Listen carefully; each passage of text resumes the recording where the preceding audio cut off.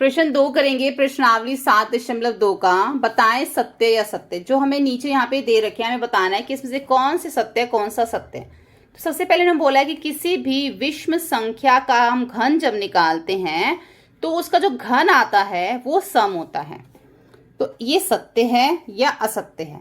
तो ये हमारा असत्य। असत्य क्यों है कि ऐसा कोई जरूरी इसमें है कि जब हम किसी विषम संख्या का घन निकालते हैं तो उसका जो घन निकलता है वो भी हमारा विषम आता है, सम नहीं आता। ठीक है, तो किसी भी विषम संख्या का अगर मैं घन निकाल रही हूं तो जो उसका घन आएगा वो हमारा क्या आएगा? विषम ही आएगा। तो इसलिए हम जो पहले वाला लिखेंगे वो लिखेंगे असत्य। उसके बाद दूसरा है एक पूर्ण घन 2 शून्यों पर समाप्त नहीं होता। यानी कि जो एक पूर्ण घन होता है उसका जो अंत है वो 2 शून्यों पर नहीं होता। जैसे कि मैं इसमें लिखती हूँ 100।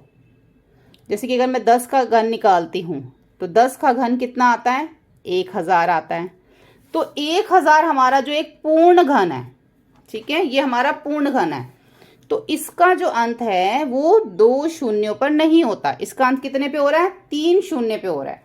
अगर मैं सिर्फ 100 लिख दूं तो इसका अंत 2 शून्य पे हो रहा है। सबसे पहली बात तो ये पूर्ण घन है ही नहीं, तो ये यहाँ पे वो पूर्ण घन की बात कर रहे हैं। तो पूर्ण घन है हमारा 1000, ठीक है, और इसका अंत 2 शून्यों पर नहीं होता। इन्होंने हमें यही बोला, तो ये बिल्कुल सही है। इसका जो अंत है वो 2 शून्यों पर नहीं होता, इसलिए ये सत्य है।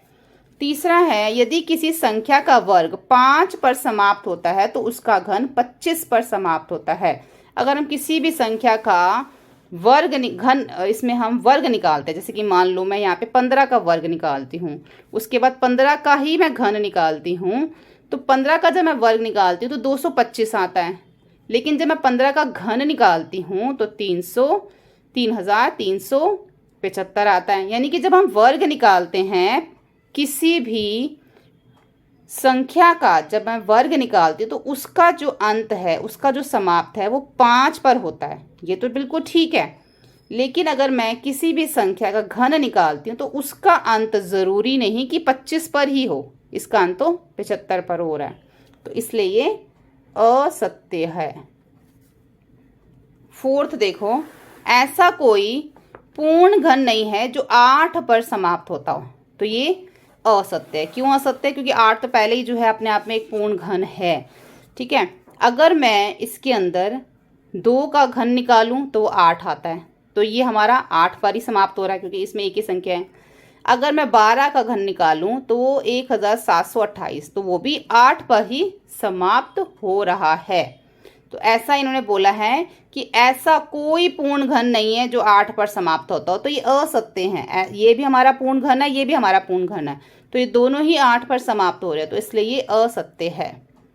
उसके बाद 5वां है 2 अंकों की संख्या का घन 3 अंकों वाली संख्या हो सकती है। ठीक है, देखो दोनों समझ लो, 5 और 6वां एक साथ।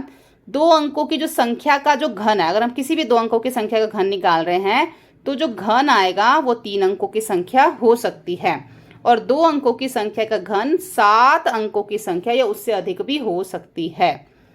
तो यहाँ पर जो हम 2 अंकों की संख्या का घन 3 अंकों वाली संख्या हो सकती है और यहाँ पे 2 अंकों की संख्या का घन 7 या उससे अधिक वाली संख्याएं हो सकती हैं, तो इसमें हम देखते हैं कि सत्य है या असत्य। तो पहला जो हमारा 5वां है वो बोल रहा है कि 2 अंकों की संख्या घन 3 अंकों वाली संख्या हो सकती है। तो जैसे 2 अंकों वाली संख्या हमारी सबसे छोटी है 10, ठीक है, यहाँ से शुरू होती है हमारी सबसे छोटी 2 अंकों की संख्या। इसका घन निकालती हूँ तो 1000 आता है, तो उन्होंने बोलता 3 अंकों की संख्या होगा, जबकि तो ये 1 2 3 4 अंकों की संख्या है, इसलिए ये हमारा असत्य है। 2 अंकों की संख्या का घन इन्होंने बोलता 3 अंकों वाली संख्या होगा, लेकिन सबसे छोटी अगर हम 2 अंकों की संख्या का घन निकाल रहे तो वो कम से कम 4 अंकों की संख्या का 4 अंक की संख्या आ रही है, उसमें 3 नहीं आ रही। ठीक है, इसलिए असत्य है। ऐसा ही जो 6वां है उन्होंने बोला कि 2 अंकों की संख्या घन, अब सबसे बड़ी 2 अंकों की संख्या देख लेते हैं, वो है 99। इसके बाद में क्या होता है, 3 अंकों की संख्या शुरू हो जाती है 100 101। तो अगर मैं इसका भी घन निकालती हूँ तो वो आता है 970299। तो इसके अंदर 6 संख्याएं हैं, 6 छह अंक हैं इसके अंदर, 6 अंकों की संख्या है ये। तो उन्होंने क्या बोलता है, या तो 7 आएगा या 7 से अधिक आएगा, लेकिन इसमें सबसे बड़ी 2 अंकों की संख्या का भी घन निकालने पर 6 अंकों की संख्या का घन निकलता है, 7 या उससे अधिक नहीं है। तो ये भी हमारा असत्य है। 7वां है, 1 अंक वाली संख्या का घन 1 अंक वाली संख्या हो सकती है, बिल्कुल हो सकती है। 1 अंक वाली संख्या का घन 1 का निकाले तो 1 ही आएगा। 1 अंक वाली संख्या हमारी 2 भी है, उसका घन निकाले तब भी हमारी 1 अंक की संख्या आ जाती है।